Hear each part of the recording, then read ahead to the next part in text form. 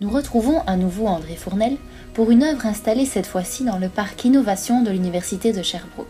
Dans cette œuvre, les poutres en bois forment une croix horizontale qui projette son ombre au sol, illustrée par du granit rouge, tandis que des plaques de métal soutiennent ces poutres. Pour Ombre Rouge, le signe de la croix revêt une signification très particulière.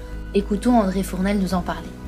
La sculpture L'Ombre Rouge, pour moi, c'est une œuvre importante parce que c'est une œuvre autobiographique, en ce sens que mon parcours, en fait, je suis né en Angleterre, je suis arrivé ici, je suis né durant les bombardements, et puis la Croix-Rouge s'est occupée de prendre les enfants de la ville du lieu de naissance, là, qui était sur le bord de la mer du Nord, près d'un chantier maritime, qui a tout été bombardé.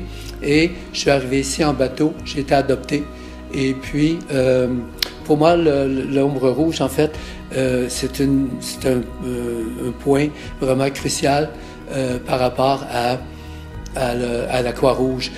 C'est une croix, en fait, l'Ombre Rouge, c'est une grande croix qui fait 7 mètres par 7 mètres en bois qui vient de Colombie-Britannique. Je tenais à spécifier que ça venait de Colombie-Britannique à cause du Britannique et des origines, en fait. Et puis, il y a l'ombrage de cette croix-là qui est une croix rouge qui est vraiment comme désaxée, mais qui fait partie qui est importante dans l'œuvre. Cette histoire personnelle déjà atypique se double d'un épisode plus sombre. En effet, un deuxième bateau chargé d'orphelins était parti pour le Canada avec celui d'André Fournel.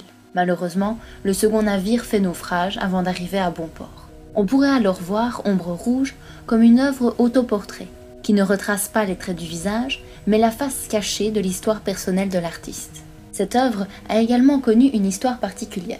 Elle a déjà été exposée dans divers lieux, comme à Montréal, à Paris, au musée Picasso à Antibes, en France, ou encore à Bruxelles, en Belgique.